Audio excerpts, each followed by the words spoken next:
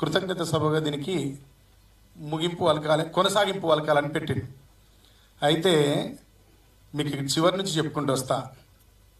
సుభాష్ అన్నని ఎందుకు తీసుకొచ్చినామంటే, వాళ్ళ ఊర్లో ఆయన చదువుకున్న బడి కట్టించిండు. మనం యాక్చువల్గా ఒక మొక్క నాటితేనే కాదు, మొక్కలు నాటాలన్న ఆలోచన అందరికీ రావచ్చు, రాకపోవచ్చు, చేయలేకపోవచ్చు. కానీ మీరు ఏది చేసినా ఈ సమాజానికి సహాయం చేస్తే మొక్క నాటినట్టే. సహాయం ఏదైనా మనిషికి చెందుతుంది కదా, సమాజానికే చెందుతుంది కదా. ఆయన ఒక స్కూల్ కట్టించి, ఆయన చదువుకున్న స్కూల్ కూలిపోతున్నప్పుడు దాన్ని రెనోవేట్ చేద్దామని 20 లక్షలు పట్టుకొని పోయాడు. 20 లక్షలు పట్టుకొని పోయి ఏం చేసిందంటే, దాన్ని 6 కోట్లు పెట్టి సంపూర్ణంగా దాన్ని ఒక కార్పొరేట్ స్కూల్ కంటే అత్యున్నత స్థాయిలో కట్టాడు. అది ఒక చెట్టే కదా, ఆ చెట్టు నీడని ఎంతోమంది చదువుకుంటూ ఉంటారు కదా, ఎన్నో తరాలు పోతూ ఉంటాయి కదా. అందుకే రామయ్య గారికి సుభాష్ అన్నకు ఆ సంబంధం ఉంది కాబట్టి పిలిచినాం. ఈ కలెక్టర్ అన్న అక్కడెక్కడో పెద్దపల్లిలో పుట్టిండు, చిన్న పల్లెటూరు. ఆ పల్లెటూరు నుంచి ఆయన కష్టపడి చదువుకొని తల్లిదండ్రి వాళ్ళు దర్జీ పని చేసి తీసుకొచ్చి ఆయనను ఉన్న దాంట్లో గౌరవంగా చదివిస్తే ఆయన ఆ గౌరవాన్ని నిలబెట్టుకొని ఐఏఎస్ సంపాదించి ఇక్కడి నుంచి మధ్యప్రదేశ్ పోయిండు. అక్కడికి పోయినా కూడా ఆయన బతకవచ్చు, అద్భుతంగా శాసించే శక్తి వచ్చింది, అధికారం వచ్చింది. ఆయన చెప్తే ముఖ్యమంత్రి దగ్గర మాట చెల్లుబాటు అయ్యేంత స్థానం వచ్చినా కూడా తిరిగి వాళ్ళ ఊర్లో అన్న ఒకటి ఐ హాస్పిటల్ కట్టించిండు, శంకర విజన్ వాళ్ళని పట్టుకొని. ఆ ఐ హాస్పిటల్కి పోయి నేను కూడా ఉట్టి అని అన్న వాళ్ళ ఇంటికి పోయినప్పుడు నిజంగానే ఏం జరుగుతుంది ఇట్లా చూద్దామని చెప్పి నేను కూడా ఐ చెక్ చేయించిన. ఆ రోజు నాకు అనిపించింది, ఈ అన్న కూడా చాలామందికి కంటి చూపునిస్తాడు, చాలామందికి ఎన్నో రకాల జబ్బులను నయం చేపిస్తాడు. ఆయన చాలామందికి ఆపరేషన్లు చేయించిండు. అక్క కూర్చున్నట్లాంటి వీల్ చైర్స్ చాలా ప్రదానం చేసిండు. ఆయన కాళ్ళు పెట్టించిండు, చేతులు పెట్టించిండు. ఈ కాళ్ళు చేతులు అన్నీ ఉండడానికి, అన్నీ ఆరోగ్యంగా ఉండడానికి రామయ్య మొక్కలు నాటితే ఆయన మొక్కలు నాటిన గాలి నుంచి పీల్చుకొని బతికే మనుషులు బాగుండడానికి అవయవాలను సమకూర్చిండు నరహరి అన్న. అందుకే అన్నను ఫోర్స్ చేసి, అన్న మీరు ఈ ఆదివారం ఎవరికి డేట్ ఇవ్వద్దు, ఖచ్చితంగా రావాలని చెప్పి పట్టుకొచ్చినాం. వి ప్రకాష్ బాబాయ్ తెలంగాణ సమాజంలో ఆయన పేరు తెలియని పౌరుడు ఉండడు, ఆయన పేరును తీసుకోకుండా చదువుకున్న విద్యార్థి ఉండడు. ఆయన వర్షం పడితే భూమిని ఇంచు ఏ విధంగా తడిపేస్తుందో తెలంగాణలో చెరువుల మీద, తెలంగాణ ఉద్యమ కాలం నుంచి మమ్మల్ని కూర్చుని పాటలు రాయండిరా మీరు చెరువుల మీద, రాబోయే కాలంలో చెరువులే మనల్ని బతికిస్తేరా, చెట్ల మీద పాటలు రాయండిరా అని చెప్పింది.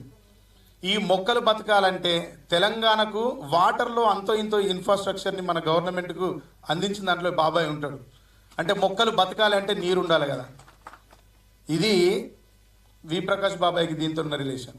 తర్వాత ఈ రాష్ట్రం అంతటికి ఎక్కడ ఇప్పుడు తెలంగాణ భూమాత పచ్చగా శోభాయమానంగా సజీవంగా మిగిలి ఉన్నది అంటే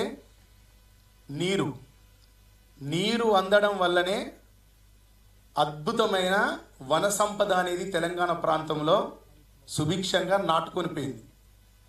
దానికి మొట్టమొదటి తెలంగాణ ప్రభుత్వంలో నీటిపారుదల శాఖ మంత్రిగా అన్న పనిచేసినప్పుడు సిద్దిపేట ఉద్యమంలో మేము చూసినప్పుడు సిద్దిపేట మొండి రోడ్లు, ఎక్కడా నిలబడడానికి నీడ ఉండకపోయేది, ఎక్కడా కూర్చోవడానికి ఒక చెట్టు ఉండకపోయేది.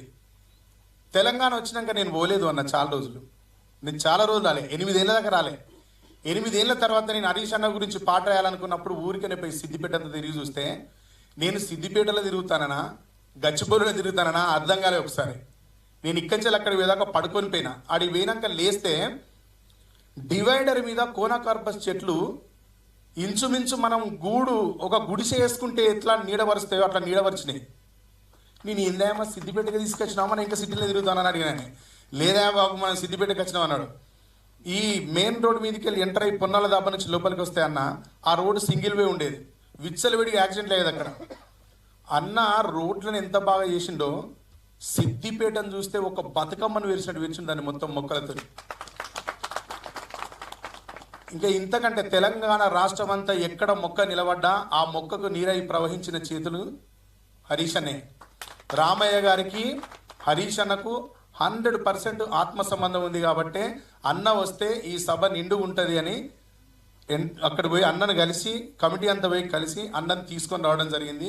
మేము చిన్న పిల్లలమైనా మా ఆలోచనని మన్నించి ఈ వేదికకు వచ్చి ఇంత సమయాన్ని కేటాయించినందుకు హరీష్ అన్నకు తలవంచి కృతజ్ఞత తెలియజేస్తున్నా. ఇంకొక విషయం ఏంటంటే ఈ వేదిక కోసం కష్టపడ్డ దాంట్లో నరేష్ అన్న ఎంత ముందడిగేసి కష్టపడ్డో అంతే జిఆర్కే రెడ్డి గారు, తర్వాత పుల్ల శ్రీనివాస్ గారు, సీనియర్ జర్నలిస్టు ఇస్మాయిల్ గారు, ఆ తర్వాత లెనిన్ తమ్ముడు, ఫోర్ సైడ్స్ వికాస్ తమ్ముడు అండ్ కళ్యాణ్ అన్న, ఈ ఫోర్ సైడ్స్ ఛానల్ అన్న, ఇంకా ఇక్కడ చాలామంది ఉన్నారు. నేను ఎవరి పేర్లను మర్చిపోతే ఎవరు ఏమనుకోవద్దు. మీ ముందు చెప్తే అందరు వాళ్ళు సంతోషిస్తారు, మీ దృష్టికి వచ్చింది అనుకుంటారని మీ ముందు మాట్లాడినా. అందరికీ పేరు పేరున కృతజ్ఞతలు. ఈ కార్యక్రమానికి వచ్చినందుకు మీకు మరొక్కసారి మనస్ఫూర్తిగా కృతజ్ఞతలు తెలియజేస్తూ, అన్న మీ చూపు ఎప్పుడు నరేష్ అన్న మీద ఇట్లనే ఉండాలి. ఈ కార్యక్రమంలో ఎప్పుడు మీ చేయి కంపల్సరీ ఉండాలి. 1,00,000 మొక్కలు నాటడానికి ప్రారంభం చేసినప్పుడు కూడా మీ నుంచే మొదలు పెడతాం, సిద్దిపేట నుంచే మొదలు పెడతాం. మీరు తప్పకుండా మాకు అవకాశాన్ని కలిపేయాలని తెలియజేస్తూ ధన్యవాదాలు. థ్యాంక్ యూ సో మచ్ అండి. హరీష్ అన్న మీరు. సారీ అన్న.